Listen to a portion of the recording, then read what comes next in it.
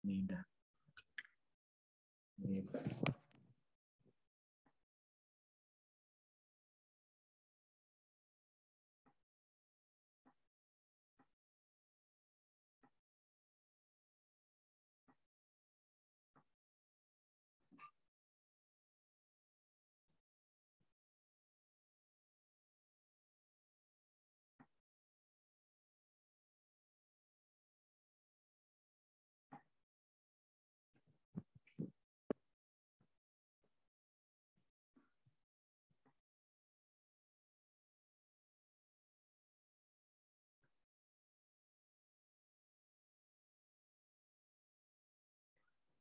Oke, baik. Sudah muncul teman-teman? Muncul, Pak. Muncul, Pak. Baik, terima kasih. Kita mulai acara sosialisasi program MBKM Fakultas Ilmu Komputer. Assalamualaikum warahmatullahi wabarakatuh. Selamat pagi Bapak Ibu dosen, Bapak Ibu tim MBKM Fasilkom, dan teman-teman mahasiswa semua. Hari ini kita akan melaksanakan sosialisasi kami dari tim MBKM Fakultas Ilmu Komputer.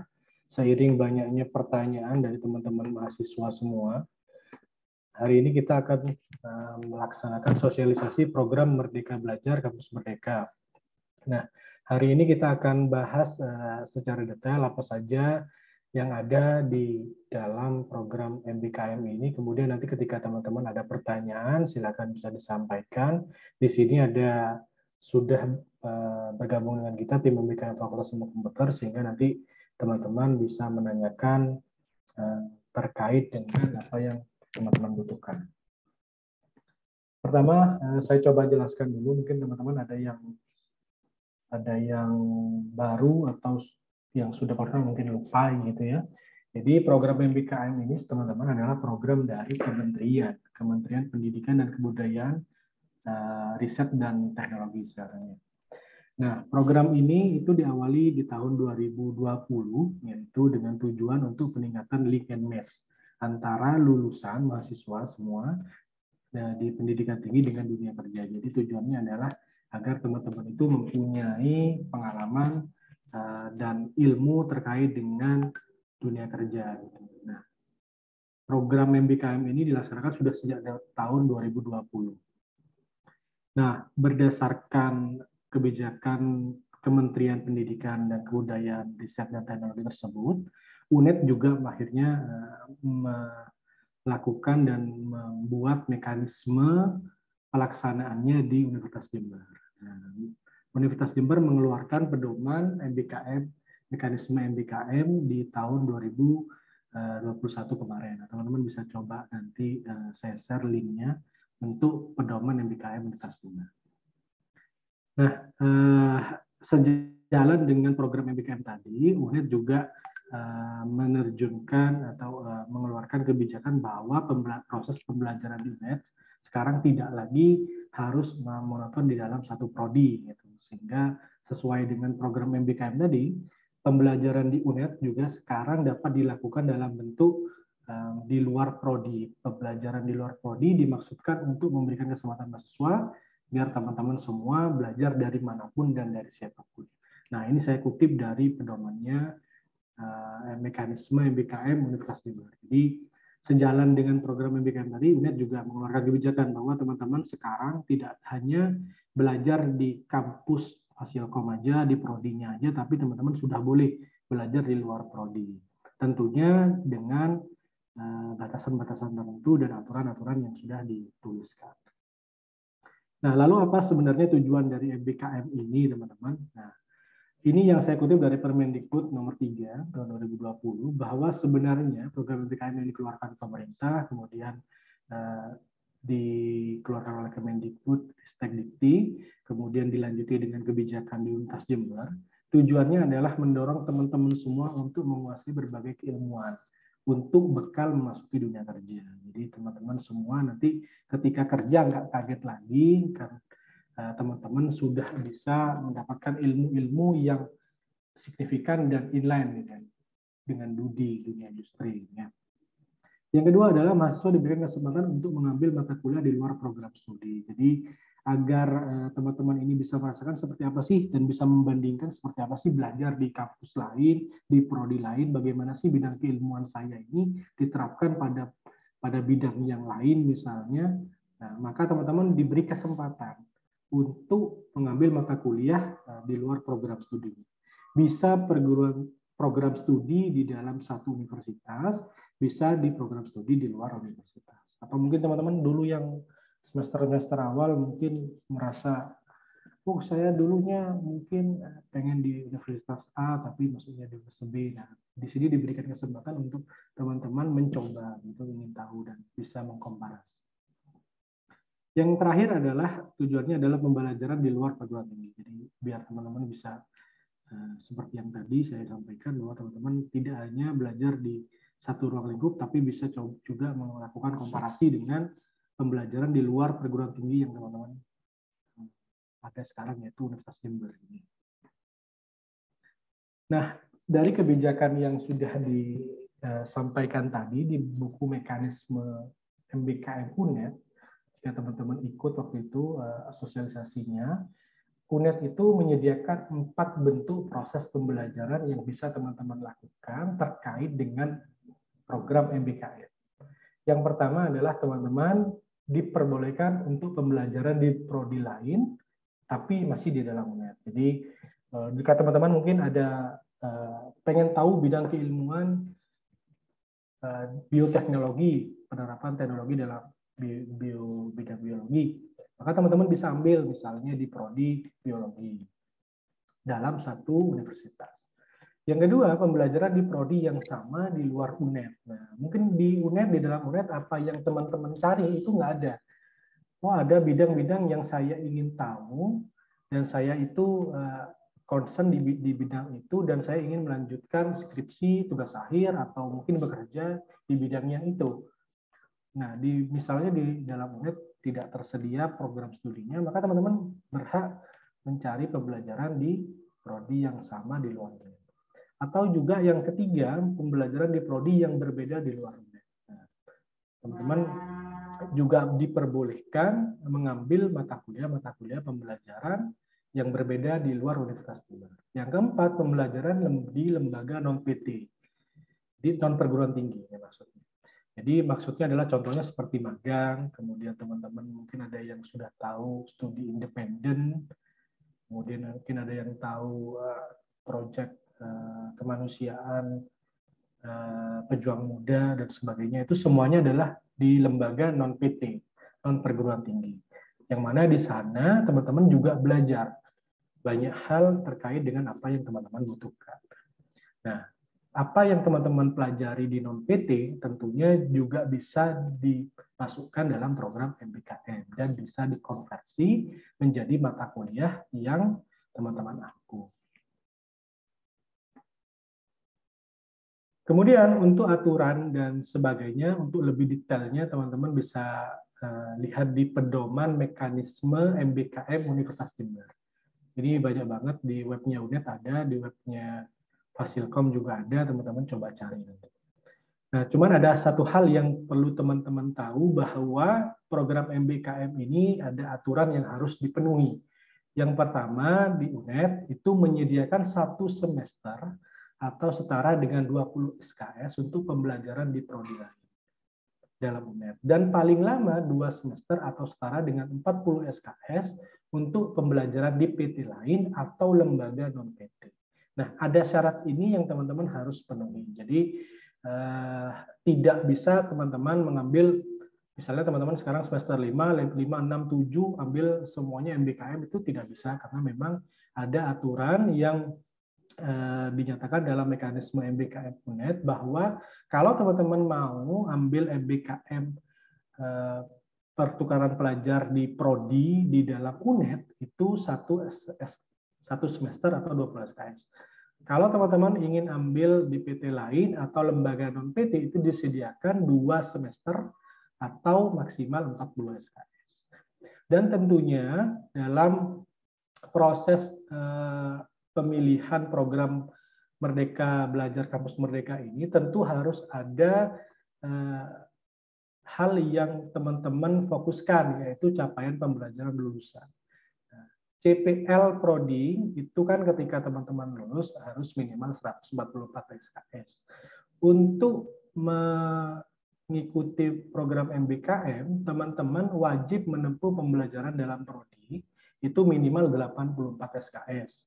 Untuk yang kegiatan di luar PT dan non PT. Ini harus 84 SKS sudah harus terpenuhi.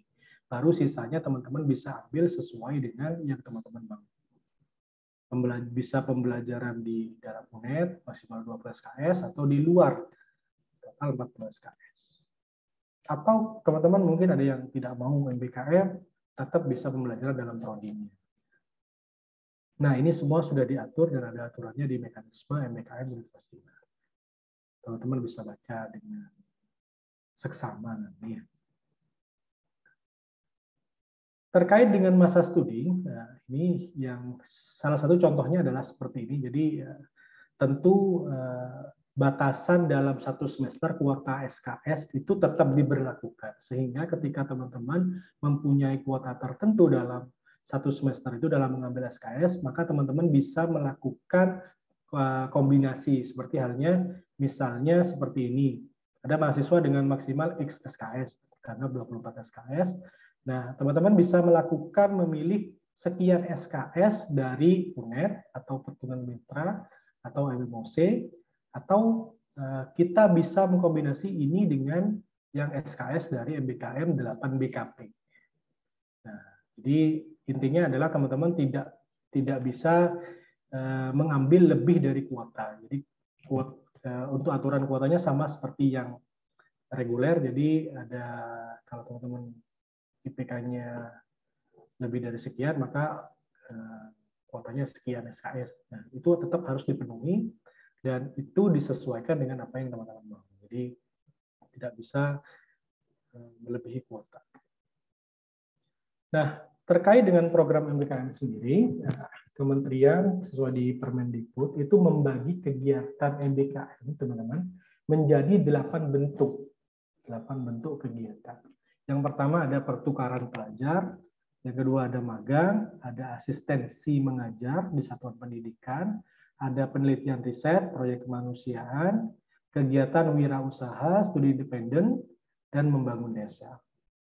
Nah, MBKM juga teman-teman dibagi menjadi 2. Selain dibagi bentuk kegiatannya menjadi 8 ini, MBKM itu ada dua basis gitu ya. Yang pertama MBKM yang berbasis kerjasama. Nah, MBKM yang dimaksud ini adalah MBKM yang berjalan dengan mitra itu adalah mitra yang memiliki kerjasama dengan penyelenggara, di mana penyelenggaranya adalah di sini Fakultas Ilmu Komputer, sehingga basis kerjasamanya harus dengan Fakultas Ilmu Komputer. Nah, yang kedua adalah MBKM program kementerian. Seperti contoh adalah program magang bersertifikat dan studi independen bersertifikat. Kemudian ada lagi KMMI, kemudian ada lagi kampus mengajar, teman-teman pernah dengar atau yang pernah ikut. Nah, itu semua adalah MBKM yang dilaksanakan oleh program kementerian atau pemerintah.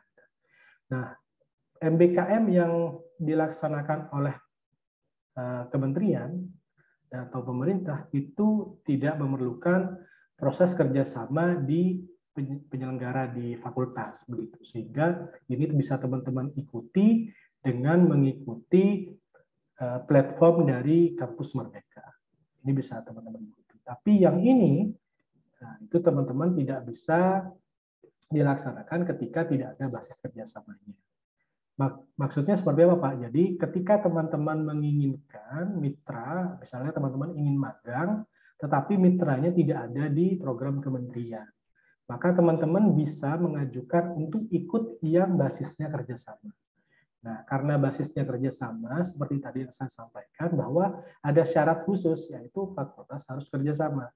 Sehingga teman-teman harus mengajukan dulu ke fakultas, fakultas melaksanakan proses kerjasama. Kalau itu berjalan lancar, maka baru teman-teman bisa magang.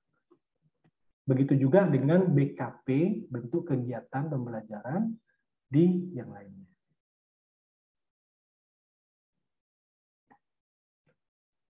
Yang selanjutnya adalah program pertama, yaitu BKP yang pertama adalah pertukaran pelajar. Nah, pertukaran pelajar ini saya kutip dari buku panduan MBKM Universitas Jember. Tujuannya adalah untuk membangun persahabatan mahasiswa antar negara, daerah, suku, budaya, agama, sehingga teman-teman semua memiliki semangat persatuan. Jadi memang tujuannya adalah agar teman-teman bisa bertemu dengan mahasiswa di kota lain, mahasiswa di daerah lain, dengan suku yang lain, bahkan negara yang lain. Sehingga teman-teman bisa meningkatkan semangat persatuan. Yang kedua, menyelenggarakan transfer ilmu pengetahuan untuk menutupi disparitas pendidikan baik antar PTN dalam negeri maupun kondisi pendidikan dalam negeri dan luar negeri. Jadi biar berimbang, teman-teman yang di sini mungkin mau ikut, pengen tahu nih kuliah di Universitas Indonesia misalnya, atau Universitas Gadjah Mada itu seperti apa. Nah, teman-teman bisa semuanya mengikuti namanya program MBKP, program MBKM BKP pertukaran pelajar. Seperti yang saya sampaikan sebelumnya, untuk pertukaran pelajar, UNED menyediakan 3 skema, yaitu perkuliahan prodi yang berbeda di dalam UNED. Ini nanti programnya bisa melalui sister seperti biasa. Kalau yang kedua adalah program studi yang sama atau sejenis di luar UNED. Nah, ini biasanya menggunakan platform dari kementerian kalau ada, atau juga bisa menggunakan basis kerjasama jika penyelenggaranya mempunyai kerjasama dengan perguruan tinggi yang dituju. Yang ketiga, perguruan prodi yang berbeda di luar UNED. Ini sama. Bedanya yang satunya prodinya sama, yang satunya berbeda. Jadi gambarannya adalah seperti ini, teman-teman bisa memilih maupun daring dan luring di prodi Universitas Jember, misalnya dari prodi yang lain seperti tadi saya bilang biologi, matematika, teman-teman pengen ikut, itu biasanya ada di sister. Tentu semuanya didasarkan pada tadi capaian pembelajaran lulusan. Jadi teman-teman harus tahu dulu misal CPL yang ada di prodi teman-teman itu apa, kemudian inline nggak dengan apa yang diinginkan. Jangan sampai apa yang teman-teman ambil ngasal dan tidak mendukung apapun yang akan teman-teman lakukan. Saya cuma pengen tahu Pak, gitu. Mahasiswa itu nggak boleh. Pertama teman-teman harus tahu CPL-nya seperti apa. Yang kedua teman-teman harus konsultasi dengan DPA misalnya. Atau yang kedua dan ketiga yaitu di PTY, PT lain, yaitu di Prodi A, Prodi C. Nah, untuk kegiatan di semester genap 2021-2022 ke depan ini, kegiatan perkuliahan di Universitas Jember dilaksanakan secara hybrid, sehingga teman-teman harus mulai menyusun siasat, misalnya kalau teman-teman pengen ikut pertukaran pelajar yang luring di tempat lain. Nah, untuk program pertukaran pelajar di kita itu kita sudah punya program kerjasamanya. Ada beberapa fakultas dan universitas dari luar yang bekerja sama, hanya saja kita masih belum punya skema mata kuliah yang mereka tawarkan. Sehingga sampai saat ini kita masih belum ada yang basisnya kerjasama. Yang ada saat ini adalah teman-teman bisa ikuti yaitu pertukaran pelajar yang programnya kementerian. Nah, teman-teman bisa akses di kampus Merdeka kemdikbud.go.id. Ini webnya nanti teman-teman akses ya. Di sana teman-teman bisa mengikuti program pertukaran pelajar dengan nama programnya Pertukaran Mahasiswa Merdeka. Di sana banyak banget perguruan tinggi yang sudah bergabung dan teman-teman tinggal bisa pilih. Dan tentunya ketika teman-teman mendaftar ini, maka langkah yang harus dilakukan adalah berkoordinasi dengan DPA. Jangan sampai teman-teman ambil mata kuliah, tiba-tiba KRS-an gitu ya. Nah, jadi tetap koordinasi dulu dengan kami tim MBKM, kemudian koordinasi dulu dengan DPA. Untuk saat ini, teman-teman, saya belum mendapatkan info kapan pertukaran pelajar ini dibuka. Karena di website ini masih belum dibuka, yang dibuka masih program MSIB, magang bersertifikat dan studi independen bersertifikat. Untuk pertukaran pelajar sepertinya di semester genap ini belum dibuka, tapi teman-teman boleh mulai mencari tahu bagaimana cara pendaftarannya dan mulai mendaftar akun misalnya.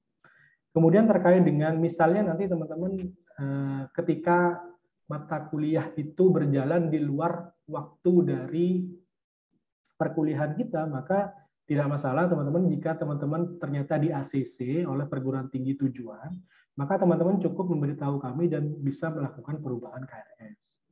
Jadi tidak masalah misalnya teman-teman mendaftarnya sekarang, kemudian pengumumannya nanti ketika ternyata prosesnya perkuliahan sudah mulai KRS atau sudah mulai jalan. Gitu ya. Ada beberapa persyaratan teman-teman yang harus dipenuhi ketika teman-teman mengikuti mekanisme pertukaran pelajar. Kalau yang perkuliahan pada prodi berbeda tapi masih di dalam UNES, itu teman-teman diwajibkan konsultasi sama ini. Yang kedua, memprogram pada masa pemrograman rencana studi sebelum kuota peserta penuh. Jadi biasanya ini ada di sister, kemudian teman-teman tinggal bisa pilih seperti halnya KRS-an reguler. Kemudian mengikuti program perkuliahan di prodi tujuan. Dan syaratnya teman-teman perlu diingat bahwa syarat untuk pertukaran pelajar semua mekanisme itu minimal semester 3. Jadi semester 1-2 belum bisa, semester 3 baru bisa untuk mengikuti yang mekanisme pertukaran pelajar.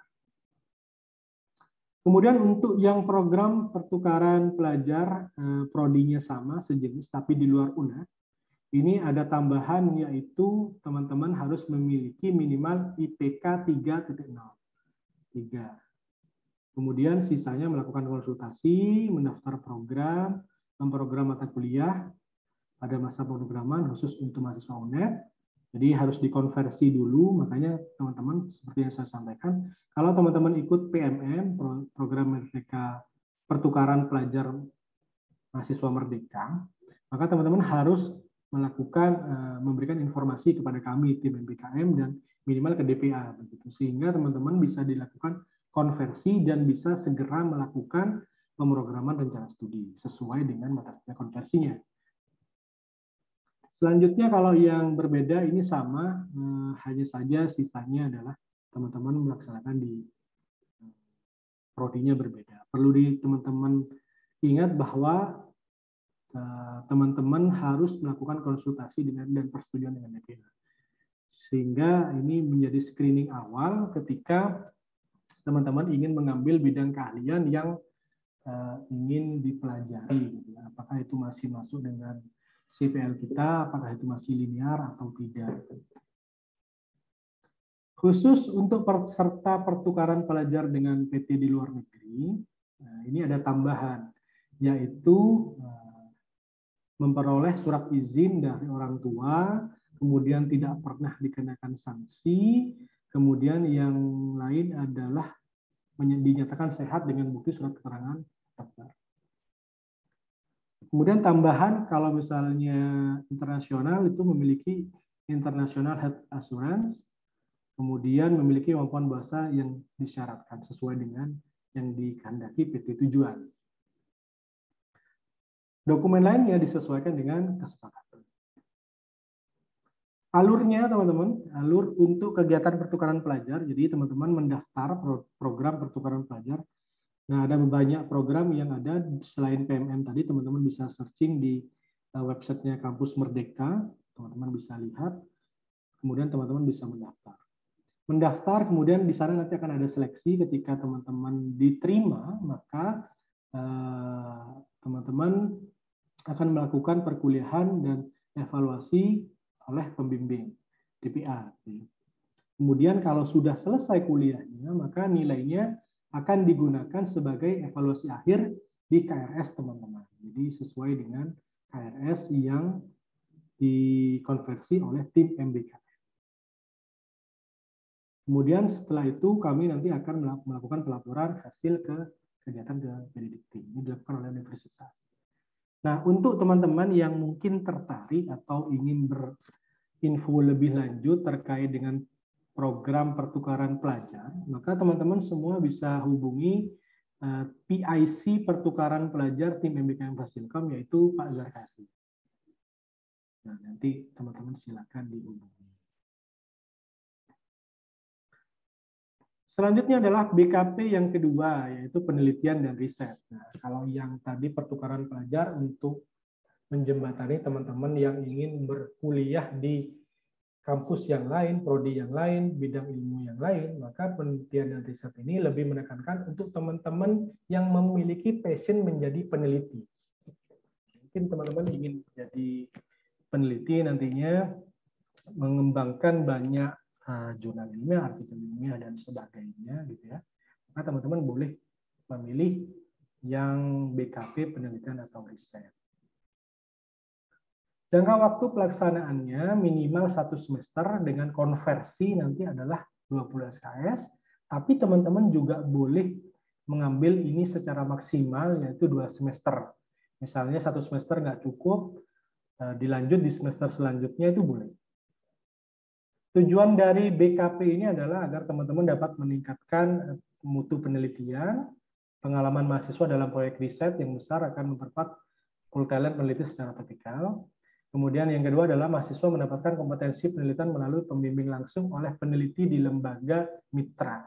Nah, yang dimaksud mitra di sini adalah mitra penelitian, yaitu lembaga penelitian yang kredibel atau laboratorium penelitian yang kredibel. Nah, seperti yang saya bilang tadi, untuk penelitian untuk MBKM ada 2, basis kerjasama dan basis kementerian, program kementerian. Untuk program kementerian sebenarnya ada, teman-teman bisa lihat di websitenya Kampus Merdeka, cuman belum sampai saat ini saya cek belum dibuka. Ada yang dibuka itu, tapi kita juga belum tahu apakah UNED sudah berhak untuk ikut itu atau tidak. Nah, kalau misalnya teman-teman akhirnya teman-teman ketika ini belum dibuka, gitu ya, penelitian riset ini belum dibuka, maka teman-teman bisa ikut yang basisnya adalah kerjasama. Nah, yang basisnya kerjasama, seperti yang saya sampaikan, membutuhkan mitra lembaga riset. Nah, mungkin dari teman-teman ada yang mempunyai kenalan, kemudian mungkin diajak dosen lain di luar yang terafiliasi dengan lembaga riset, lab riset, dan sebagainya, itu bisa diajukan menjadi program MBKM. Nah, ini juga bisa teman-teman mungkin jika diniatkan mungkin bisa terus berlanjut untuk pengembangan skripsi misalnya. Itu diperbolehkan.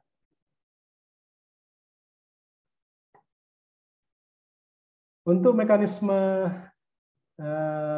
BKP penelitian riset, ada syarat utamanya adalah sama, yaitu mata kuliah inti wajibnya harus sudah ditempuh minimal 84 SKS dan memiliki IPK minimal 3. Kemudian untuk yang risetnya di luar negeri, misalnya teman-teman ada kenalan mitra riset dari luar negeri dan ingin ikut gitu, atau ada pembukaan di lembaga penelitian luar negeri dan teman-teman lolos misalnya, maka ada syarat lagi misalnya IELTS 5 dan TOEFL ITP 500. Tapi ini sekali lagi merujuk pada persyaratan dari mitranya. Yang ketiga adalah persetujuan dosen pembimbing akademik, kemudian teman-teman sudah mendapatkan letter of acceptance, LOA, dari lembaga mitra tujuan. Maka baru kami akan melakukan proses kerjasama dengan mitra yang teman-teman usulkan, dan teman-teman sudah bisa mulai langsung menjalankan program MBKM. Selanjutnya adalah sisanya membuat logbook, melaksanakan kegiatan riset, kemudian konsultasi dengan pembimbing minimal 14 kali, dan itu semua bisa teman-teman arahkan untuk mengerjakan skripsi. Ini secara gambaran garis besar untuk peneliti BKP riset atau penelitian. Nah, untuk teman-teman yang tertarik mungkin dan ingin info lebih lanjut, bisa hubungi Pak Antonius, Pak Anton WD1. Jadi teman-teman bisa menghubungi beliau. Yang selanjutnya adalah yang magang. Jadi magang ini mungkin banyak yang teman-teman yang ingin mendaftar gitu ya. Jadi magang itu teman-teman seperti yang teman-teman tahu dari implementasinya, BKP magang diselenggarakan sebagai kegiatan nyata di lapangan yang diselenggarakan bersama dengan mitra, baik mitra industri, instansi pemerintah, kelompok masyarakat, lembaga diklat, badan usaha, dan organisasi lainnya. Jadi teman-teman, ketika teman-teman mendaftar magang, kegiatan magang, tidak hanya mitra industri yang bisa menjadi mitranya, tapi ada instansi pemerintah, seperti mitra kita ada di Kominfo, Bondowoso, itu kita mitra kita. Nah, kemudian ada kelompok masyarakat, misalnya lembaga diklat, badan usaha, dan organisasi lainnya. Nah, magang ini dasar pelaksanaannya adalah karena memang kegiatan PKL yang hanya beberapa bulan, kemudian dikonversi menjadi 2 SKS itu memang dirasa kurang. Nah, sehingga muncullah BKP magang yang menjembatani teman-teman dengan dunia industri. Dengan minimal kegiatan adalah 4 bulan dalam 1 semester. Nah, untuk program magang sama dengan program sebelumnya, ada 2 macam, yaitu program magang yang berbasis kerjasama, program magang yang diselenggarakan oleh kementerian. Pertama adalah program magang yang dilaksanakan kementerian.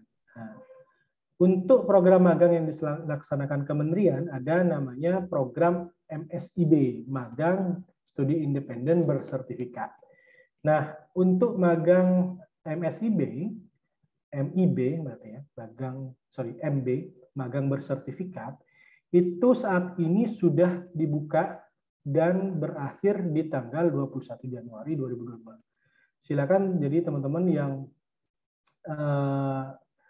tertarik untuk magang dan tidak perlu mencari mitra, di sana sudah disediakan banyak ratusan mitra, mulai dari startup-startup yang sudah unicorn, dekakorn, dan sebagainya, sampai yang startup-startup yang baru, itu juga ada.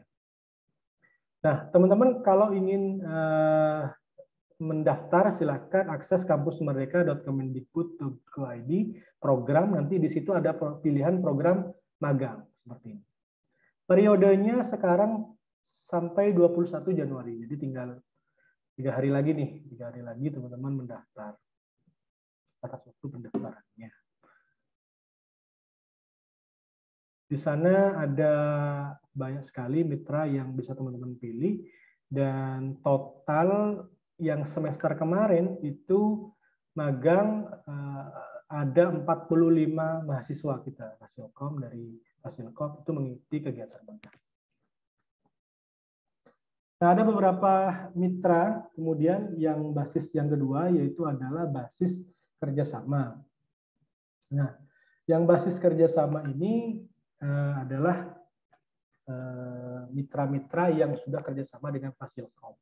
Nah, ini adalah list dari mitra magang kita yang sudah bekerja sama. Nanti teman-teman bisa lihat uraian kerjanya masing-masing, jabatan kerjanya masing-masing, semuanya ada. Nah, daftar mitra yang ada ini akan terus bertambah, teman-teman, seiring dengan mitra kita yang juga terus bertambah. Ini ada beberapa yang belum dimasukkan. Nanti saya coba share yang terbaru, kita coba update terus di link yang nanti setelah ini ada saya tunjukkan. Ada beberapa seperti apa ya kemarin? Tati, PT Tati itu juga kita sudah kerjasama dengan PT Tati. Kemudian ada Tuku Labs kalau nggak salah dari Banyuwangi, itu juga kita sudah ada tambahan. Kemudian ada apa kemarin ya, Sabar Subur itu ada juga. Nah, jadi ada beberapa memang sudah tambahan, ini nanti saya coba update. Nah, untuk magang kebetulan memang sudah ada petunjuk teknisnya, jadi sudah lebih jelas, dan ketika teman-teman ingin mengajukan magang yang basis kerjasama atau magang yang basis kementerian, Kemendikbud, itu semuanya sudah jelas ada di petunjuk teknis magang MBKM. Nah, teman-teman bisa download di sini, ini jelas sudah ada semuanya, sudah ada SOP-nya beserta form-form yang perlu teman-teman kumpulkan. Untuk teman-teman yang tertarik di magang, maka silakan join grup WA magang yang untuk semester genap ini dengan link unets.id grup WA magang. Untuk SOP-nya ada di sini, Unets ID Magang Fasilkom atau Ilkom Unets ID /download. Di situ ada pedoman-pedoman dan form-form, teman-teman bisa lihat. Nah, juknis ini kita susun dulu di tahun 2021, itu dilandaskan pada buku panduan Merdeka Belajarnya Kementerian dan buku pedoman penyelenggaraan punya Universitas Jember. Untuk tanggal, karena kami butuh waktu teman-teman untuk magang yang berbasis kerjasama, sehingga kami menentukan waktu-waktu deadline yang harus teman-teman segera lakukan.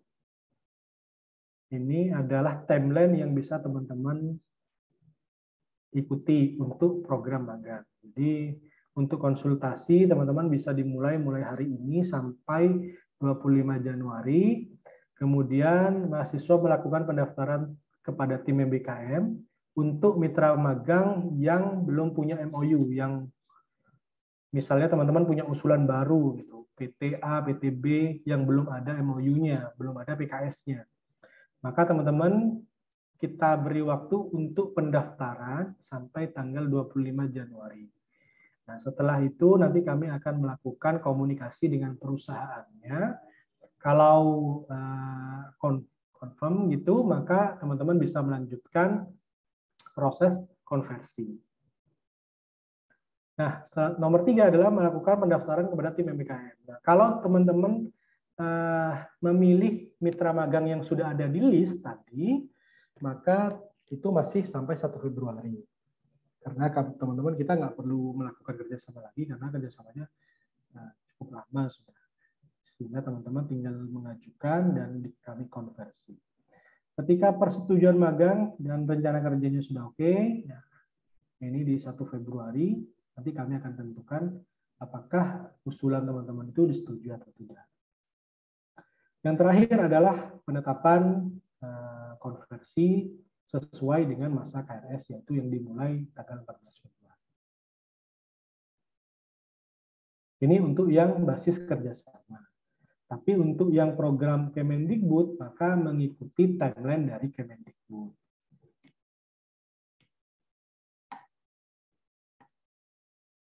Selanjutnya adalah studi proyek independen. Mungkin Mbak Beni mau menyampaikan sendiri atau saya teruskan?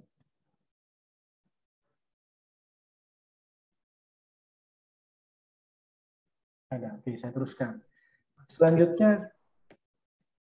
Selanjutnya adalah PKP yang keempat ini, studi atau proyek independen. Jadi studi atau proyek independen ini dibagi menjadi 2, yaitu studi independen dan proyek independen. Studi independen saat ini implementasinya adalah menggunakan studi independen bersertifikat, sama dengan yang magang tadi. Nah, seleksi yang dilakukan itu ketika teman-teman apply kepada studi independen bersertifikat Kampus Merdeka, seleksinya itu dilakukan oleh mitra yang teman-teman lamar di platformnya Kampus Merdeka, yaitu kampusmerdeka.kemdikbud.id tadi. Di sana ada pilihan studi independen banyak sekali mitra. Nanti ketika teman-teman mendaftar, maka semuanya akan dilakukan seleksi oleh mitra. Nah, kalau proyek independen ini berbeda. Kalau yang ini studi ikut pembelajaran begitu di belajar sendiri, studi independen, tapi yang proyek independen ini adalah membuat produk.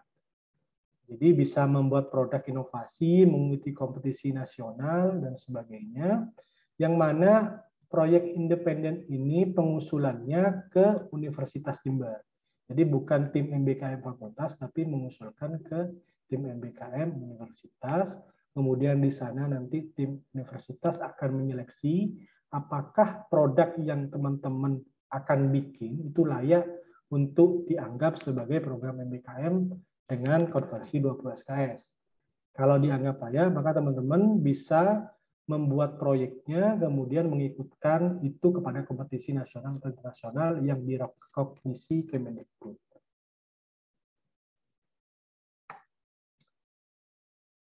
Apa itu studi independen bersertifikat? Jadi studi independen bersertifikat adalah bagian dari program Merdeka MBKM yang tujuannya memberikan kesempatan kepada teman-teman untuk belajar mengembangkan diri di luar kelas perkuliahan. Namun diakui tetap sebagai bagian dari perkuliahan. Program ini diperuntukkan untuk teman-teman yang ingin melengkapi dirinya dengan menguasai kompetensi spesifik dan praktis yang juga dibutuhkan oleh dunia usaha dan dunia industri. Apa syarat mengikuti studi independen? Mahasiswa minimal semester 5 sudah menempuh mata kuliah wajib dan menyelesaikan minimal 84 SKS. Berapa lama periode program SIB? Sama dengan yang saya sampaikan di awal tadi, semuanya 1 semester maksimal 2 semester. Berapa SKS yang dapat diakui? Apakah ini mungkin ada beberapa pertanyaan dari teman-teman, PKL itu nanti apakah bisa dikonversi menjadi PKL gitu. Nah, program SIB akan disetarakan dengan 20 SKS per semester. 20 SKS dinyatakan dalam bentuk kompetensi yang diperoleh mahasiswa selama program SIB. Nah, nanti jadi apa yang teman-teman lakukan, uraian kerjanya itu, uraian belajarnya dikumpulkan kepada kami, tim MBKM, kemudian kami akan melakukan konversi 20 SKS. Jadi selama 1 semester itu teman-teman yang mengikuti studi independen yang ada di platform tersebut. Misalnya mitranya adalah Decoding, maka teman-teman mengikuti studi independen di Decoding yang kami setarakan dengan 20 SKS. Apakah bisa dikonversi menjadi PKL juga? Apabila nanti dalam detail pembelajaran terdapat materi modul project, baik itu individu ataupun kelompok, maka bisa dikonversi menjadi PKL.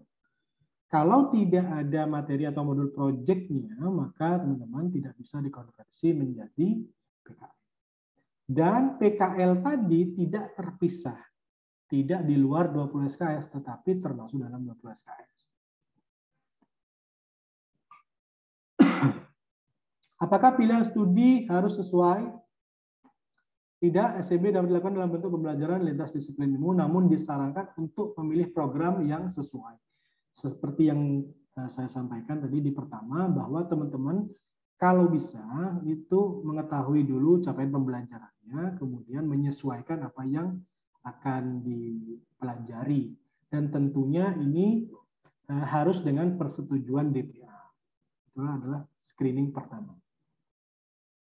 Apakah mengikuti SIB harus membayar? Tidak, bahkan pada beberapa mata mahasiswa mendapatkan uang saku. Nah, teman-teman semuanya bisa teman-teman lihat di platformnya Kampus Merdeka yang tadi.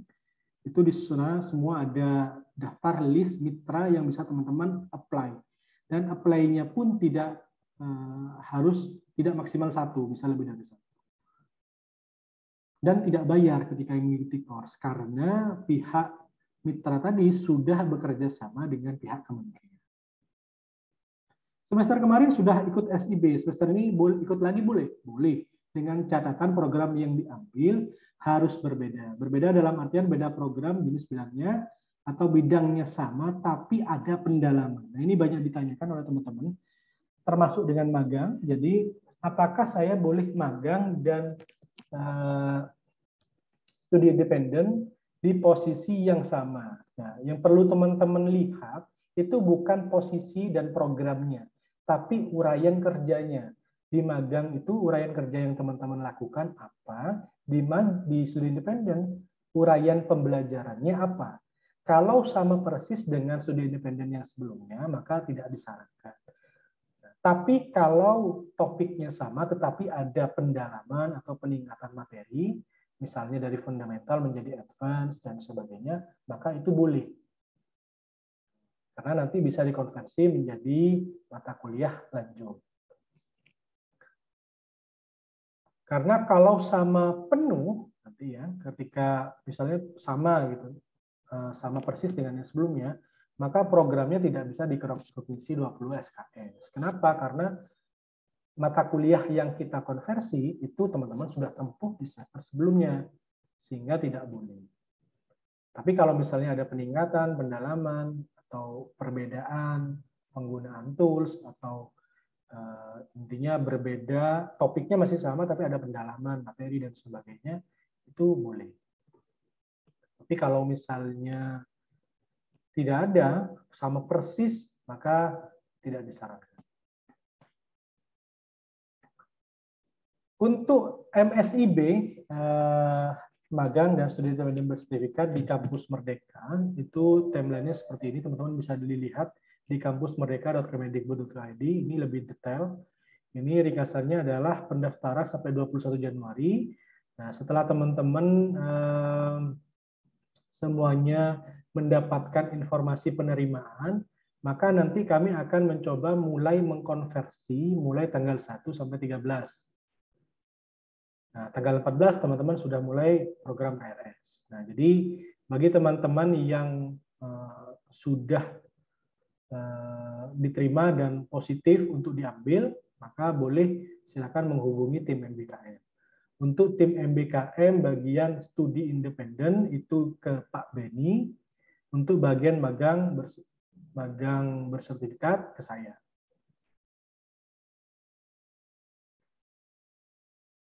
Nah, ada hal yang disclaimer dari Pak Beni, ini sama juga di mitra magang juga. Setelah mahasiswa dinyatakan diterima dan fix untuk diambil, maka jangan lupa teman-teman mendaftar di Sister fitur form pendaftaran pendataan mahasiswa outbound non perguruan tinggi program pemerintah.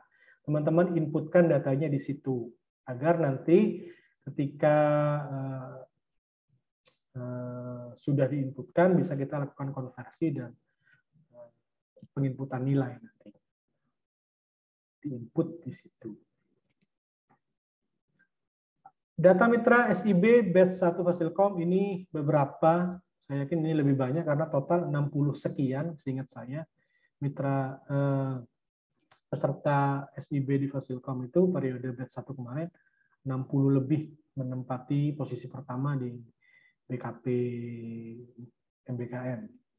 Ada banyak, ada Agate di coding. Agate ini kan game ya, di coding, Clean, Skillful, Microsoft, dan sebagainya. Altera. Itu untuk studi independen. Selanjutnya adalah asistensi mengajar. Asistensi mengajar itu adalah BKP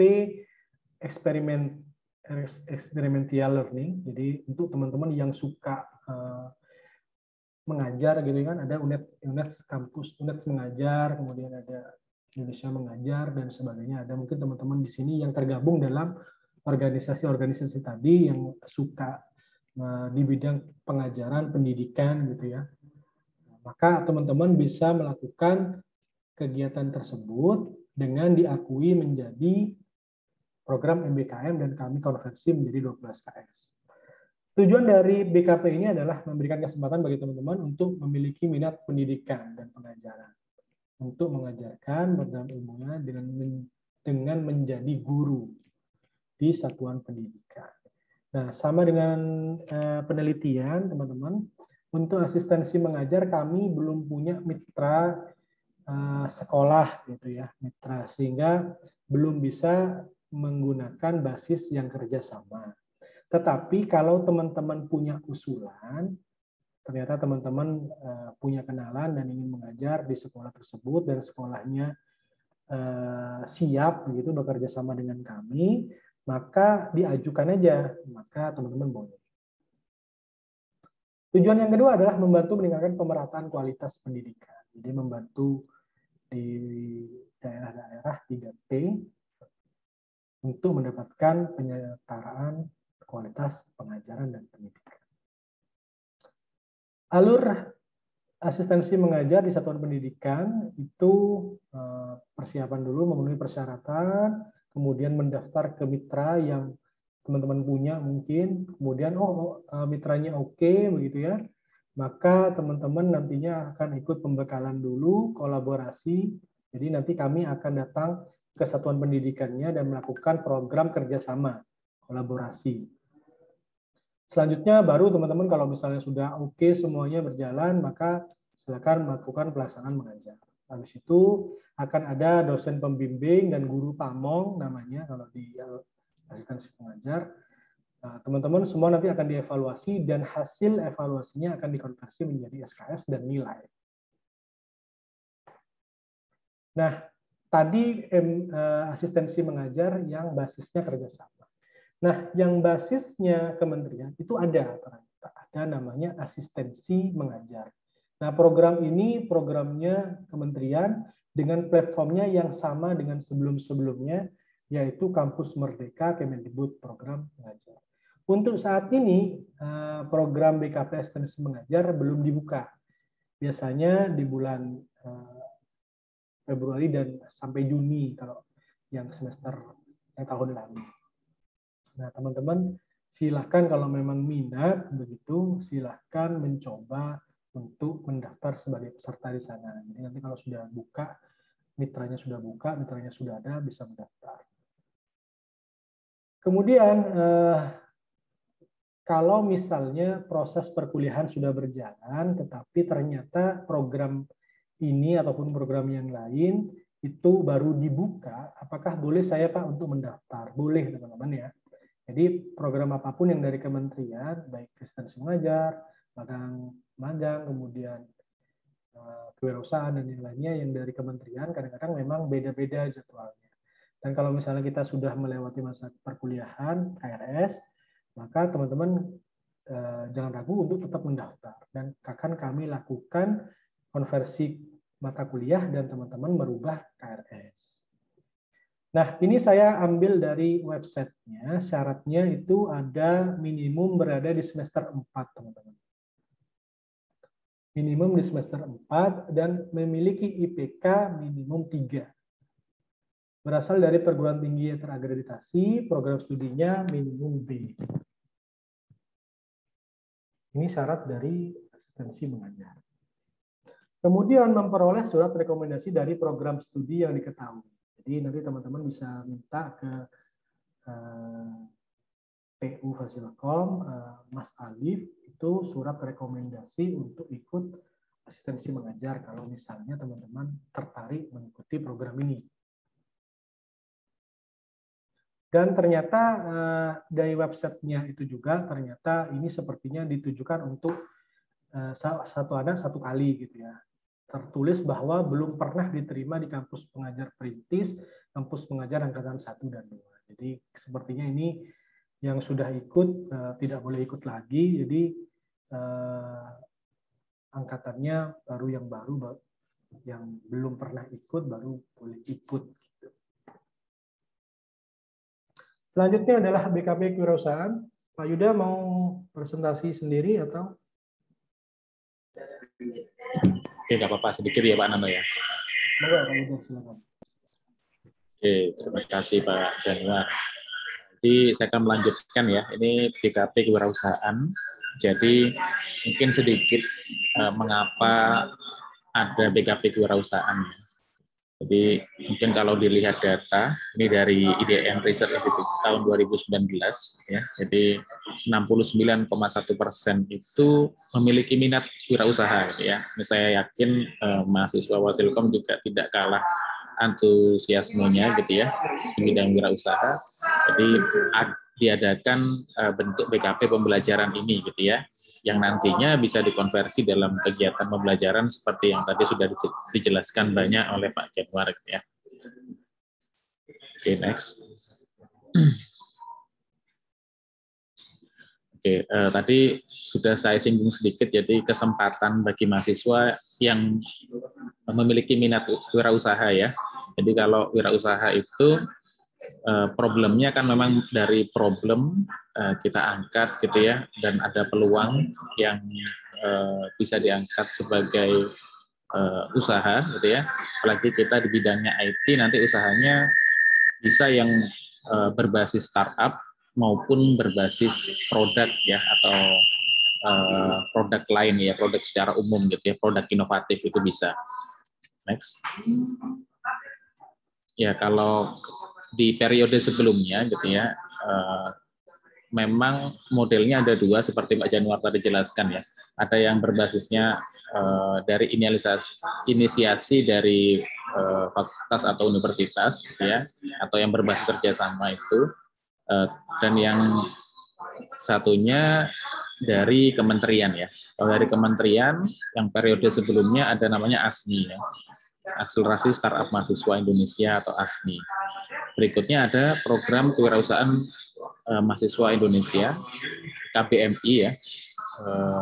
Bedanya ada pada ininya, produknya. Kalau ASMI lebih ke bagaimana pengembangan startup, kalau KBMI lebih ke produk-produk inovatif karya mahasiswa gitu ya, yang dapat bernilai ekonomis tinggi lah ya, prospek yang bagus. Next.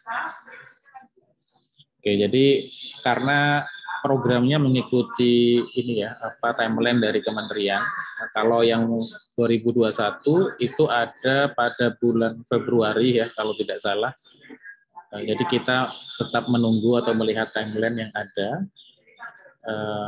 Di sini ada awal mula ya, biasanya ada program pembukaan dari kementerian, jadi dimulai dari ada workshop dulu. Jadi adik-adik bisa mengikuti, bisa diklik atau di ini ya, linknya. Linknya ada di sim.pkmi.kemdikbud.go.id ya. Nanti silakan di browsing aja, gitu ya. Tahapan-tahapannya mungkin secara lebih runtut, adik-adik bisa cek juga di website tersebut. Jadi prosesnya registrasi, gitu ya, sehingga kalau diterima baru dia akan mendapatkan pendanaan awal ya. Jadi mekanismenya seperti itu, lalu ada proses pendampingan sampai ke expo produk nantinya. Jadi jangan khawatir seperti Pak Januar tadi sampaikan, walaupun adik-adik sudah KRS, tetap tidak apa-apa mengikuti program kementerian khususnya yang kewirausahaan ya. Mungkin ada lebih dari 2 model ini pun dipersilahkan gitu ya. Nanti kalau dibuka silahkan mendaftar. Oke, silahkan next. Jadi mekanismenya untuk BKP kewirausahaan di persiapan ini ada persyaratan-persyaratan khusus ya. Tidak semua program wirausaha itu bisa di apply gitu ya. Persiapannya ini saya rasa ada di sini mungkin ada yang mengikuti pembinaan mulai KBMI dan ASMI. Jadi persyaratan yang utama usahanya harus berjalan minimal 6 bulan. Jadi bukan ide baru ya, maksudnya ide lalu dijadikan proposal, tapi bisnis yang sudah mulai jalan gitu ya, mulai dirintis. Nah, itu dibuatkan proposal sehingga didaftarkan gitu ya proposalnya. Kalau tidak diterima ya adik-adik menjalankan perkuliahan reguler, kalau layak maka akan didanai ya, dana awal. Kalau kemarin sekitar 30 juta ya, kalau yang ASMI, yang KBMI saya nominalnya kurang tahu ya, beda-beda untuk setiap proposal ya, mungkin kisaran antara 10 sampai 30. Lalu ada proses penilaian juga sampai konversi. Tadi prosesnya ada expo produk juga sampai pelaporan di PD Dikti. Oke, next Pak. Oke, ini kriteria ya. Ini untuk KBMI saya persingkat saja. Tujuan atau goal-nya untuk pengembangan usaha mahasiswa. Ya. Fokusnya pada produk kalau KBMI ya. Jadi produknya produk kreatif, inovatif, dan solutif ya. Jadi bukan produk existing yang sudah ada atau produk yang sudah banyak gitu ya di pasaran, itu pasti tidak didanai gitu ya. Berikutnya ada proses pemasaran sampai strategi SDM dan keuangan. Oke, next. Ini contoh ya, ini contoh konversi kemarin yang KBMI. Jadi adik-adik tidak apa-apa mengikuti KRS dulu karena memang belum dibuka ya sepertinya programnya. Biasanya di pertengahan kemarin. Jadi ini contoh konversi untuk yang KBMI. Jadi di dalamnya ada proses proposal, pengembangan pemasaran sampai ke pendampingan wirausaha juga. Itu semuanya bisa dikonversi ke dalam SKS. Tim mata kuliahnya nanti tim MBKM yang mengkonversi ya, jadi tidak perlu memikirkan itu. Oke. Nah ini yang ASMI ya, ini harapannya adik-adik bisa banyak gitu ya. Saya rasa startupnya ada gitu ya di rintisannya di mahasiswa. Adik-adik bisa fokus pada layanannya gitu ya. Buat dulu, jalankan dulu selama 6 bulan. Kalau memang kurang dari itu, adik-adik bisa persiapkan untuk periode yang selanjutnya ya. Atau tahun berikutnya atau semester berikutnya, dan programnya biasanya juga bukan hanya ini ya, bisa saja ada program yang lain gitu ya terkait pengembangan startup dan pendanaan startup gitu ya, itu bisa diakui ya, bukan hanya kementerian, biasanya Telkom itu juga ada gitu ya, itu juga bisa ya, terkait startup. Yang penting buat dulu, lalu bimbingan dengan dosen pembimbingnya. Oke, next. Ini contohnya ya, konversi yang ASMI. Oke, next saja Pak. Nah, ini capaiannya ya, kemarin dari Universitas Jember sendiri ada 10 KBMI ya. Ini berbasis produk inovatif ya. Dan dari KBMI, Fasilkom belum ada perwakilan ya. Untuk ASMI, satu ini dari Fasilkom saja gitu ya. Dan cukup kompetitif ya, hasilnya juga luar biasa. Ini contoh laporan dari adik-adik atau kakak angkatannya yang sudah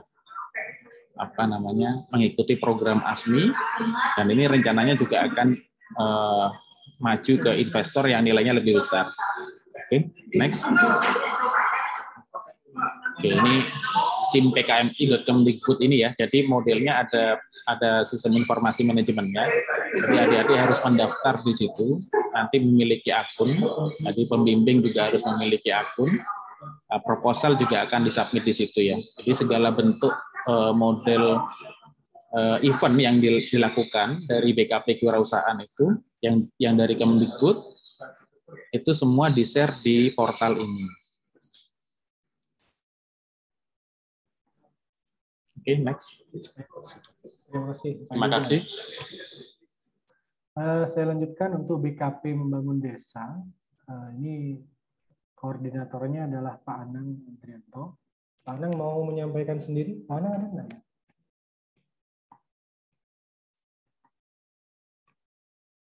Nggak ada. Oke.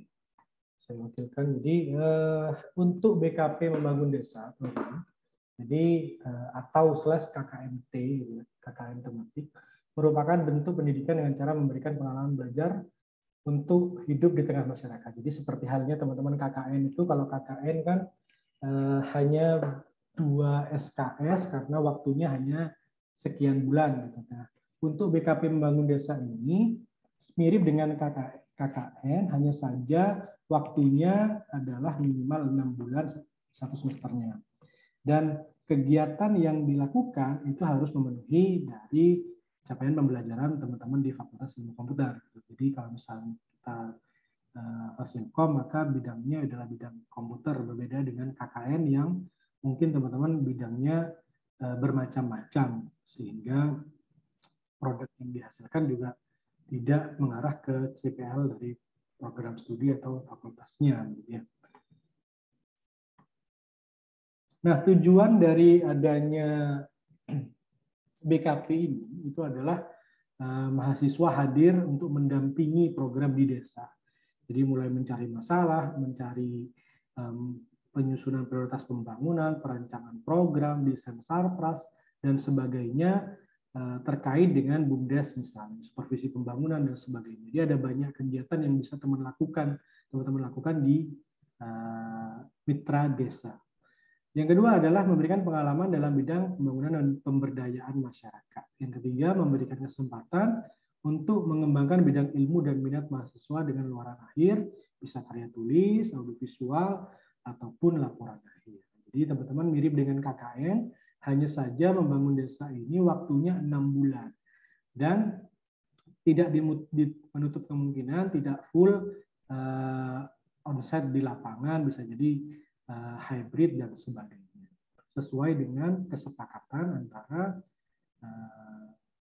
mitra desa dan teman-teman sekalian.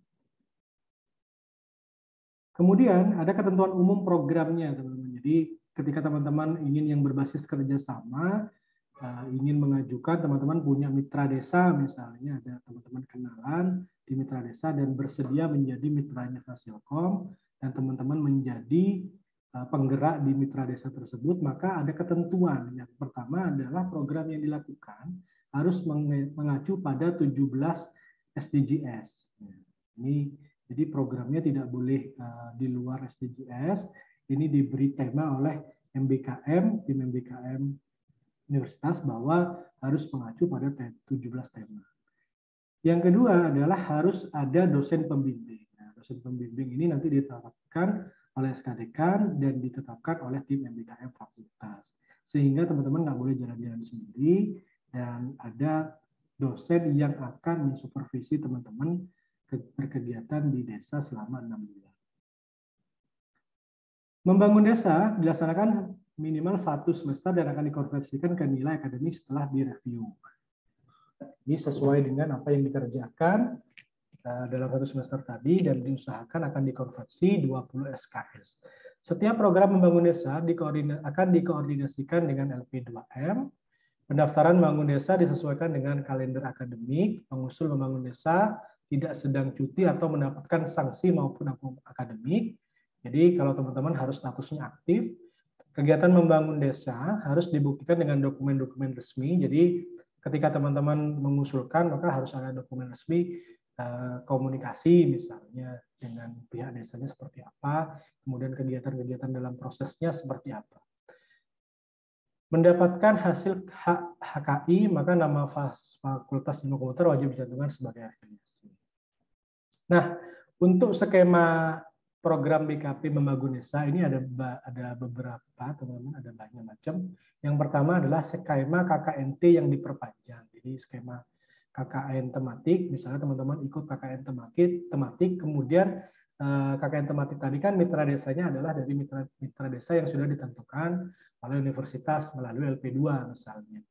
Nah, mitra desa itu misalnya ingin mengajukan perpanjangan atau melanjutkan kegiatan yang teman-teman lakukan di mitra desa tersebut, maka itu bisa digunakan skema program membangun desa yang dinamakan skema KKNT yang diperpanjang. Yang kedua, skema pembangunan dan pemberdayaan desa. Nah, ini yang normal, jadi teman-teman melihat ada sebuah masalah di desa, oh di desa ini ada permasalahan tertentu, kemudian teman-teman ajukan kegiatan di sana, pembangunan dan pemberdayaan untuk apapun yang bidang lingkupnya masih sesuai dengan CPH. Yang ketiga, skema mengajar di desa. Pemberdayaan masyarakat melalui penerapan teknologi tepat guna untuk melakukan KKNT mengajar, dan membantu pengajaran formal dan non formal. Ini juga bisa. Jadi teman-teman, ini menjadi irisan dari asistensi mengajar. Cuman kalau asistensi mengajar di satuan pendidikan, yang mana itu cuma satu, misalnya kalau di desa kan bisa lebih dari satu misalnya. Nah, itu bisa juga digunakan sebagai program MBKM. Tapi perlu digarisbawahi, semuanya sesuai dengan ketentuan dari dan kesepakatan antara desa dan teman-teman serta Fasilkom.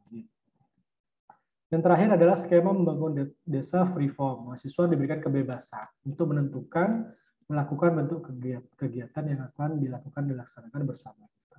Usulannya dari teman-teman. Teman-teman mau usul apa kepada desa, desa menyepakati, oh ya boleh, kemudian teman-teman mitranya diusulkan kepada kami untuk dilakukan proses kerjasama. Ketika kami melihat bahwa usulan teman-teman itu cukup dan sesuai dengan minimum kegiatan, maka akan dikonversi.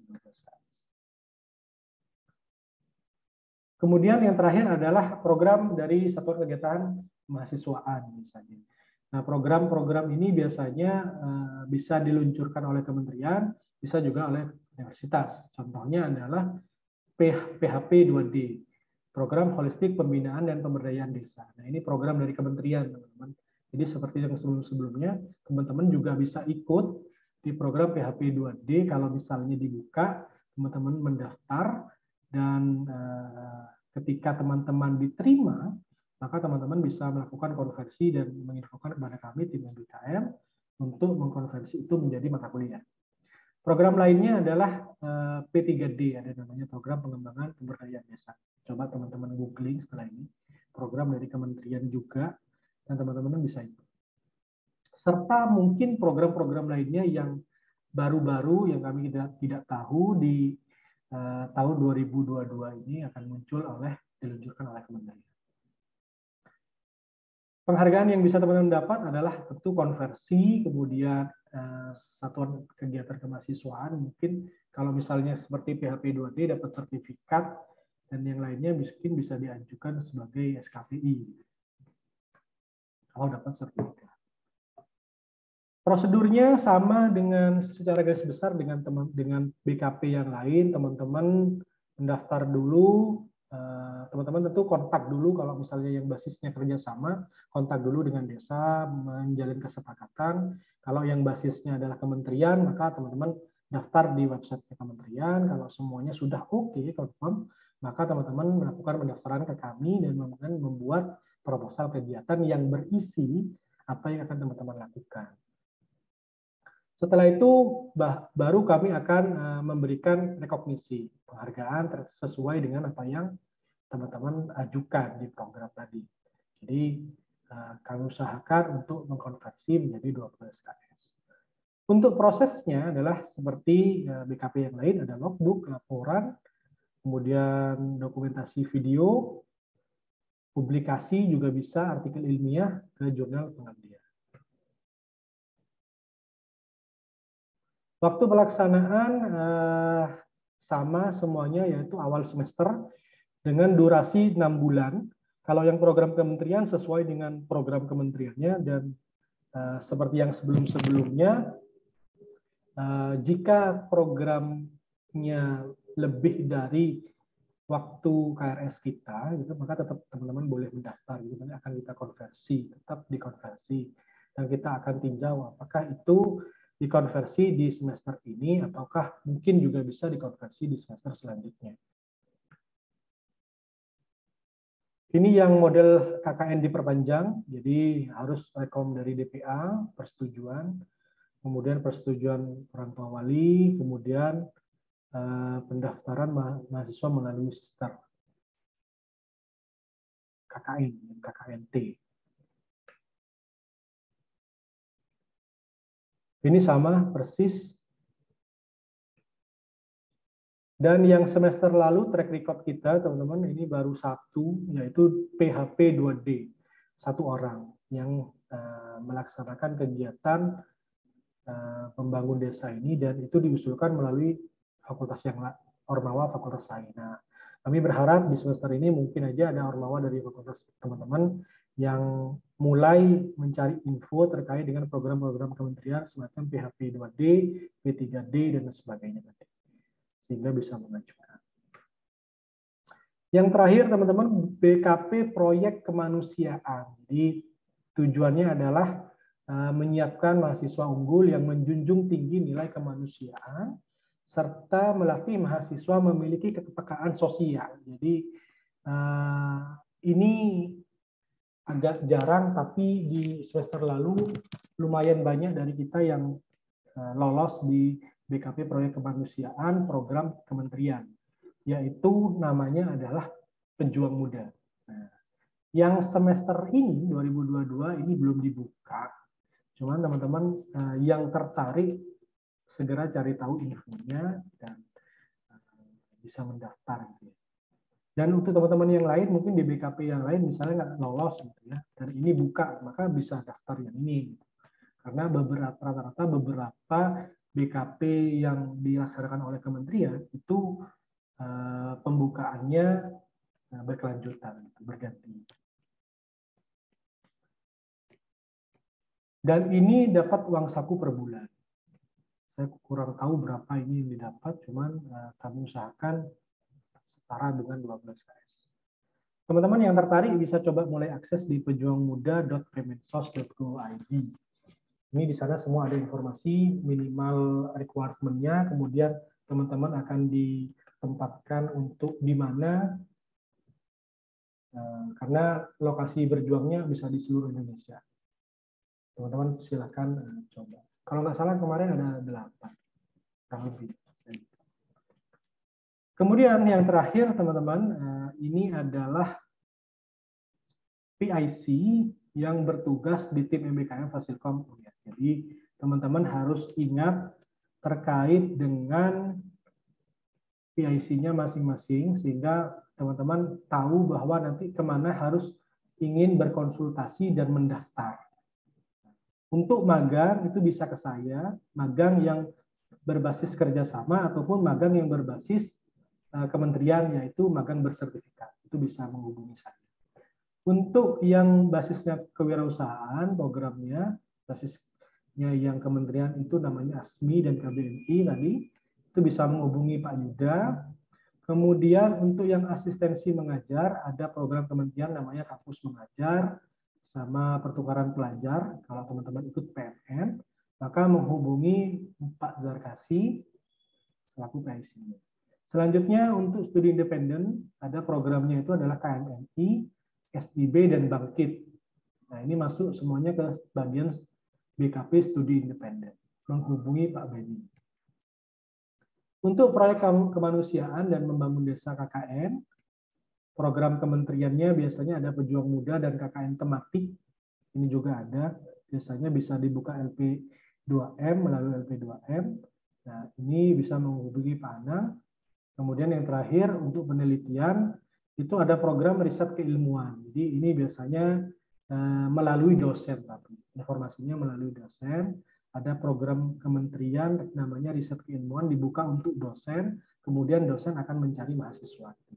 Jadi bukan mahasiswa mendaftar, tapi biasanya rekrutmen oleh dosen. Dosennya yang mendaftar. Kalau dosennya dapat riset keilmuan, maka dosen yang bersangkutan akan membuka mencari begitu mahasiswa yang berkaitan, kemudian akan dikonversi menjadi 12 SKS. Nah, untuk bagian penelitian ini PIC yang bertanggung jawab adalah Pak Antonius. Itu teman-teman yang bisa saya sampaikan. Mungkin ada tambahan dari Bapak Ibu yang lain, dipersilakan. Dari Pak Anton atau Bapak Ibu tim MBKN. Baik, saya menambahkan sedikit Pak Yanuar. Jadi terima kasih teman-teman yang telah hadir dalam sesi ini. Jadi sebagaimana kita ketahui tadi sudah disampaikan oleh Pak Januar Hadi bahwa program MBKM ini adalah untuk memberikan fasilitas kepada mahasiswa kesempatan untuk bisa belajar di luar kampus, di luar prodi. Nah, hal yang teknis ya terkait dengan pengalaman-pengalaman sebelumnya ini yang perlu saya tekankan ini adalah bahwa mahasiswa diharapkan kalau misalkan itu adalah program yang tadi ada dua kelompok ya, tadi berbasis kerjasama, berarti berbasis kerjasama dengan Fasilkom atau Unif Jember, atau program yang dilaksanakan oleh kementerian. Kalau kementerian nggak perlu ada MOU dari Fasilkom, ya. Jadi langsung saja mendaftar di situ karena MOU-nya sudah dengan kementerian. Nah, untuk yang berbasis kerjasama, maka teman-teman diharapkan sudah mulai mempersiapkan ini sehingga nanti begitu waktu pemrograman KRF itu sudah selesai konversinya gitu. Jadi misalkan kalau mau magang di mitra yang bekerja sama dengan Fasilkom. Ya, dari daftar tadi yang sudah diberikan oleh Pak Yanuar. Nah itu sudah mulai harus mempersiapkan diri, komunikasi dengan mereka, lalu mereka menerima, lalu di situ nanti akan ada kira-kira pekerjaan apa saja yang akan dilakukan. Nah daftar pekerjaan itu yang kemudian nanti dikonsultasikan dengan tim MBKM, ini dalam hal ini biasanya kalau misalkan magang dengan Pak Yanuar Hadi. Nah sehingga di situ tim MBKM akan bisa memberikan mengkonversi pekerjaan itu. Karena nanti akan terkait dengan pekerjaan itu tujuannya apa. Nah, tujuannya itu sesuai dengan mata kuliah apa di Fasilkom. Nanti akan biasanya dikonversikan ke mata kuliah itu yang maksimal 20 SKS. Gitu. Nah, sehingga begitu Anda nanti mulai tanggal berapa? 14 ya, 14 Februari itu sudah KRS-an, maka Anda tinggal sudah langsung bisa memprogram sesuai dengan mata kuliah konversi tadi. Tetapi kalau misalkan mau mengikuti kegiatan MBKM yang diselenggarakan oleh kementerian, ya kita nggak bisa tahu jadwalnya ini. Sekarang aja yang baru keluar ini adalah jadwalnya untuk studi independen atau magang bersertifikat. Ini itu yang sudah bisa difikskan sekarang. Tapi kalau misalkan program dari kementerian itu nanti datangnya itu misalkan lewat dari setelah Anda program KRS, ya tidak apa-apa ya. Nanti silakan Anda mengikuti, Anda mendaftar, kemudian begitu sudah mendapatkan apa yang menjadi kegiatannya, atau mungkin kalau di dalam studi independen apa kira-kira daftar dari subjek yang akan Anda pelajari nanti sudah dapatkan, segera itu disampaikan kepada tim MBKM untuk bisa dikonversikan. Sehingga begitu sudah dikonversikan, Anda bisa langsung untuk melakukan perubahan pada KRS. Nah itu yang penting. Dan satu lagi yang kemarin juga ini ya, mendapatkan mahasiswa juga harus mengisi di mana Pak Yanuar, jadi harus mengisi ini ya, mengisi outbound.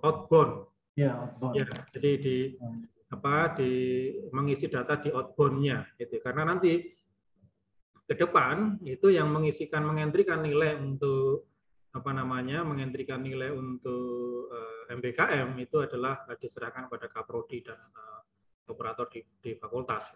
Nah, sehingga nama Anda akan muncul bahwa mata kuliah yang Anda tempuh itu adalah mata kuliah konversi untuk kegiatan MBKM Anda, itu akan muncul di Kaprodi atau di operator itu kalau misalkan Anda sudah mendaftarkan diri atau mengisi biodata di MBKM outbound itu tadi ya, di fitur outbound itu, sehingga nanti ini termasuk yang ikut ke MBKM, sehingga kalau misalkan ada mata kuliah reguler yang digunakan sebagai konversi, maka begitu ada nama Anda yang masuk di situ, maka Anda tidak akan mendapatkan nilai dari perkuliahan reguler, tapi Anda akan mendapatkan nilai dari kegiatan MBKM yang itu nanti nilainya akan dientrikan oleh operator fakultas atau oleh Kaprodi.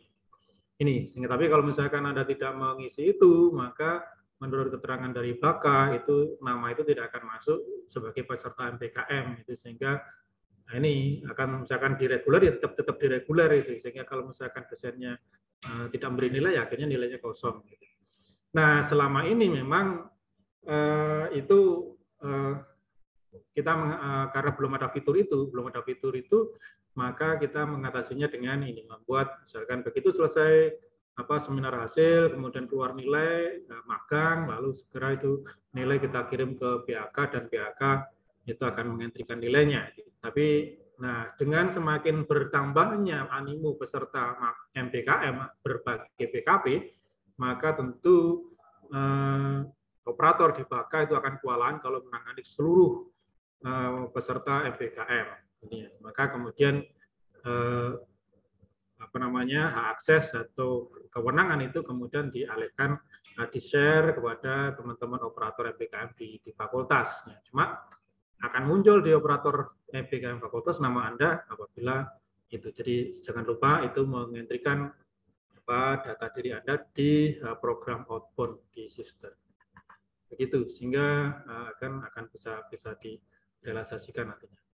Demikian juga untuk yang biasanya untuk yang seperti pejuang muda kemarin juga keluarnya itu pada pertengahan semester. Nah, itu juga tidak masalah juga ya, kita Anda bisa menghentikan kurang paham, Pak. Biasanya di sebelah. Oke, itu tambahan teknis ya agar semuanya menjadi lancar di dalam program SBKM ini. Terima kasih Pak Yan. Terima kasih Pak. Mungkin ada tambahan dari Prof. Saiful.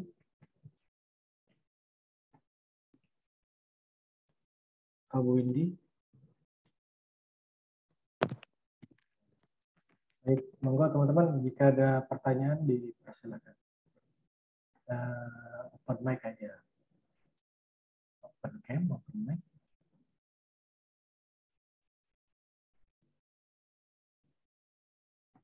Silakan, ada pertanyaan? Kemarin banyak tadinya yang chat bertanya. Mungkin dengan penjelasan Pak Yan hari ini sudah jelas ya, di presentasinya sudah jelas ini. Yang penting tadi sudah ada disebutkan PIC-PIC-nya, sehingga kalau Anda mau mengikuti BKP apa, ya, program BKP apa, ini Anda bisa langsung koordinasi dengan PIC-nya. Ya. Dan harapannya begitu Anda apa yang disarankan atau PIC itu Anda bisa mengikuti itu ya. Karena yang semester kemarin ini yang baru berjalan itu ada satu BKP yang dimana PIC-nya waktu itu meminta untuk mengisi Google Form. Ya, jadi pesertanya diminta untuk mengisi Google Form sehingga PIC punya data di mana dia melakukan PKM, kemudian apa saja yang dilakukan. Kalau nggak salah itu kemarin SIB ya, jadi studi independen ya Pak ya. Nah, tetapi dari sekian banyak mahasiswa itu masih ada 2 atau 3 yang tidak mengisi form. Yang nggak ada ini Pak, kampus mengajar. Kampus mengajar ya. Nah, itu jadi artinya nilainya itu akhirnya konversi. Ya, itu akhirnya tidak terkontrol itu ini tadinya. Jadi kalau sudah mengisi form itu kan kemudian jelas ya. Jadi artinya kegiatannya apa, kemudian konversinya apa, sehingga nilai yang muncul dari kegiatan itu langsung akan dimasukkan ke dalam mata kuliah konversi. Tetapi kalau yang tidak melapor, ya ini PIC atau tim MBKM juga akan kerepotan. Ini nilai yang dikirimkan ini nantinya akan dimasukkan dalam mata kuliah apa. Sementara kalau kita membuat laporan ke BHK atau bagian akademik kantor pusat, itu juga harus lengkap, itu sudah detail. Mata kuliah ini kodenya ini, nilainya sekian, mata kuliah ini kode ini nilainya sekian, nama ini. Nah, seperti itu. Nah, kalau tidak ada data seperti itu, maka kita akan kesulitan, itu akan menghambat. Itu. Maka kemarin gimana Pak ini yang 2 atau 3 ini belum ada laporannya, udah ditinggal aja, yang lainnya yang sudah lengkap dimasukkan aja. Itu. Jadi itu kami mohon juga kerjasamanya dari teman-teman kalau mengikuti MBKM, kemudian mengikuti arahan PIC-nya apa yang diminta, datanya mohon juga disiapkan. Itu selain juga di sister itu juga mengisi pada form ini untuk yang MBKM outbound-nya, itu diisi datanya sehingga nanti nama Anda itu akan muncul di ruang operator ataupun ruang kaprodi untuk dientrikan nilainya pada akhir kegiatan itu. Begitu Pak. Ya, terima kasih. Terima kasih. Monggo teman-teman ada pertanyaan? Permisi Pak, izin bertanya. Ya, silakan Vivi. Jadi dari beberapa mahasiswa kan sudah ada yang diterima di studi independen. Nah, untuk langkah selanjutnya kan mengisi di pendaftaran mahasiswa pendaftaran outbound PT. Tetapi pas entry data itu masih adanya datanya itu kampus mengajar sama bangkit itu Pak. Itu gimana ya Pak? Terima kasih. Studi independennya belum ada? Iya, belum, masih adanya kampus mengajar sama bangkit batch 2. Iya Pak. Itu aja. Ya, terima kasih Vivi atas masukannya. Mungkin nanti akan saya coba sampaikan Pak Beni dan mungkin biar di cross check ke teman-teman. Baik Pak, terima kasih Pak. Ada lagi teman-teman? Silakan Iqbal. Iya Pak, saya izin bertanya. Sebelumnya suara saya sudah masuk Pak? Masuk. Oke, ini Pak. Kan saya di semester 5 ini ikut studi independen dan nilainya masih belum keluar karena programnya itu selesai tanggal 29. Dan sekarang ini saya daftar ikut magang, Pak. Nah, kan nilainya ini belum keluar, Pak. Apa nanti itu mempengaruhi seleksi di itunya, Pak, di magangnya? Jadi itu dulu, terima kasih. Gimana? Ulang. Sorry. ini kan semester 5 kemarin itu saya ikut studi independen dan nilainya itu belum keluar karena selesainya itu tanggal 29 Januari. Oke. Terus sekarang kan membuka program magang, saya pengen ikut itu, dan apakah karena nilai saya itu belum keluar itu mempengaruhi seleksi di program magangnya ini, Pak? Apakah program yang studi independen kemarin sampai hari apa? Sampai Tanggal berapa? 29 Januari, Pak. 29 Januari. Dan nilainya belum keluar ya? Belum keluar, Pak. Kalau KRS yang Iqbal dapat, apakah ada nilai yang sudah keluar? Belum, Pak. Belum. Belum kan ya? Apa ada yang E? Nggak ada, Pak. Nggak ada. Nah, harusnya sih kalau menurut saya, Anton tolong dikoreksi atau takutnya salah gitu. Harusnya kalau misalnya belum ada nilainya gitu ya, belum diinput, harusnya dia tidak merubah IPK gitu ya. Karena kan nilainya masih kosong. Tapi kurang tahu kalau misalnya dia sudah nilai E, maka mungkin IPK-nya akan tidak sesuai gitu. Oke, siap, Pak. Siap. Terima kasih, Pak, atas jawabannya. Begitu nih, Anton. Saya kira untuk yang ini kan kasusnya ini kan ini studi independen ya. Tadinya nilai belum keluar, kemudian ini yang semester yang ke depan ini mau ikut mendaftar untuk magang. Silakan aja ikut itu. Jadi saya kira untuk seleksi dari misalkan dari mitra atau apa itu nggak akan nilai yang tidak keluar tadi belum keluar tidak akan berpengaruh karena ini lain lagi gitu ya. Jadi urusannya lain lagi. Anda ikut studi independen di tempat lain, kemudian kalau setelah itu kan urusannya nanti ke kampus gitu ya. Urusan Anda ke kampus, kalau nilai keluar langsung dientrikan di kampus gitu ya. Nah ini kalau misalkan nilai itu kosong, itu tidak akan digunakan sebagai perhitungan di IPK gitu ya. Nah, nanti begitu nilai masuk baru dimasukkan dan nanti akan diikutkan dalam perhitungan di IPK.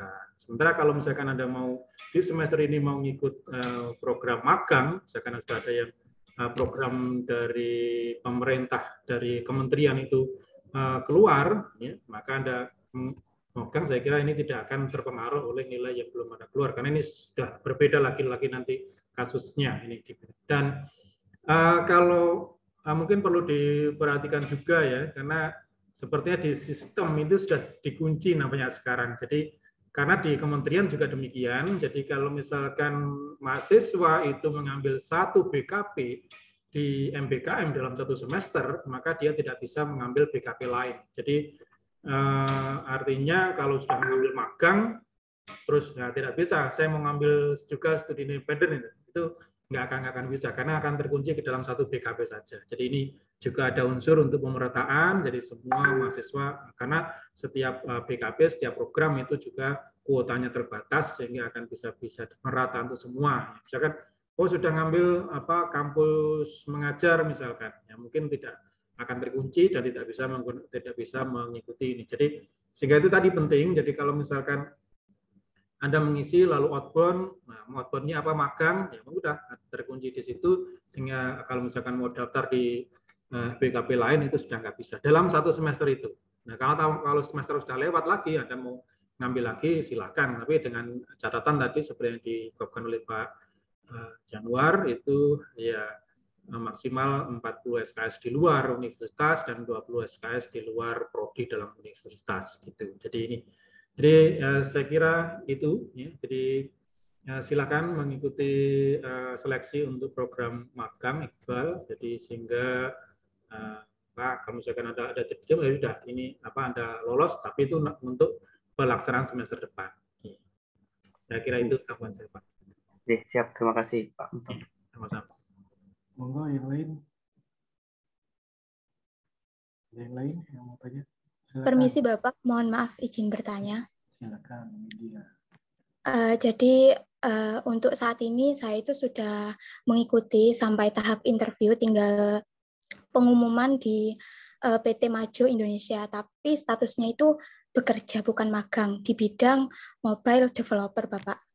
Nah, untuk itu apakah bisa dikonversi ke mata kuliah atau perusahaan tetap melakukan MOU, Bapak? Berarti ini tidak bukan melalui website kementerian ya. Jadi Widya ini daftar sendiri di sana dan mulai bekerja di sana, gitu ya. Oke, benar seperti itu Bapak. Saya rasa sih tidak masalah gitu ya, diajukan aja. Kemudian nanti kami akan menindaklanjuti dengan PT Maju tadi untuk proses kerjasama. Jadi nanti apa yang sudah dilakukan Widya mungkin akan kita konversi. Mungkin baik. Ya, untuk yang kasusnya Widya ini kan awalnya mendaftar untuk bekerja ya, jadi bekerja, jadi bukan magang, jadi sudah diterima. Nanti kalau misalkan mau itu mau dikonversi ke program magang, ya harus memenuhi kriteria-kriteria yang diperlukan untuk magang. Jadi seperti misalkan adanya MOU, ya, ini MOU, kemudian atau PKS, perjanjian kerjasama, kemudian ada konversi, ya, jadi kegiatan-kegiatan yang dilakukan itu apa saja, itu nanti akan harus dilaporkan ke tim MBKM, kemudian akan dikonversi, kemudian di sana juga harus ada supervisornya yang menangani, gitu ya, yang membimbing, gitu ya. Kemudian di sini nanti akan juga ditunjuk dosen pembimbingnya di kampus, begitu. Nah, ada ini tetap harus membuat sebuah kayak logbook, kemudian laporan secara reguler tentang perkembangannya, sehingga ini berapa lama, misalkan kalau misalkan 5 bulan, oke, selama 5 bulan itu Anda membuat suatu yang dipersyaratkan, yakni misalkan logbook itu perlu, ya, laporan-laporan itu perlu. Seperti itu, sehingga memenuhi aspek untuk dinyatakan sebagai program magang dan dikonversi. Ya, jadi dari konversi tadi, ya, ada di awal semester itu Anda memprogram KRS sesuai dengan konvensi mata kuliahnya. Saya kira itu. Kalau perusahaannya tentu nanti yang di luar list tadi daftar, tentu saja harus ini ditindaklanjuti. Maka segera aja Widya untuk melapor kepada tim MBKM sehingga tim MBKM segera bisa menindaklanjuti. Karena syarat untuk menjadi kegiatan MBKM, maka mitranya harus punya kerjasama, harus punya MOU, harus punya PKS. Jadi kalau misalkan seperti Anda langsung kerja di sana, mitranya nggak punya PKS, ya nggak bisa kita akui sebagai ini program magang MBKM. Jadi untuk bisa MBKM, silakan segera jadi ditindaklanjuti. Nanti tim MBKM itu akan berhubungan dengan perusahaan Anda, lalu akan ada ini perjanjian kerjasama. Sehingga dengan demikian di sana pun Anda walaupun Anda bekerja harus ada supervisornya yang nantinya membimbing Anda. Saya kira itu. Baik Bapak, cukup jelas. Terima kasih atas penjelasannya Bapak. Ya, ada lagi teman-teman, silakan. Ada lagi pertanyaan? Nggak ada. Baik. Kalau nggak ada pertanyaan, silakan teman-teman menghubungi PIC yang tadi saya sampaikan setiap BKP MBKM yang sudah ada di PPT. Untuk PPT yang saya sampaikan tadi sudah saya sampaikan ke BEM. Jadi nanti teman-teman mungkin di BEM, teman-teman di BEM minta tolong itu dipublish ke teman-teman mahasiswa, dibuatkan linknya ya. Baik, kalau saya akhiri pertemuan hari ini. Terima kasih atas waktunya Bapak Ibu semua, Bapak Ibu dosen dan Bapak Ibu tim MBKM. Terima kasih teman-teman mahasiswa atas waktunya. Kemudian jika ada pertanyaan nanti silakan melalui WA. Terima kasih. Assalamualaikum warahmatullahi wabarakatuh. Selamat siang. Terima kasih. Waalaikumsalam warahmatullahi wabarakatuh. Terima kasih. Terima kasih. MBKM.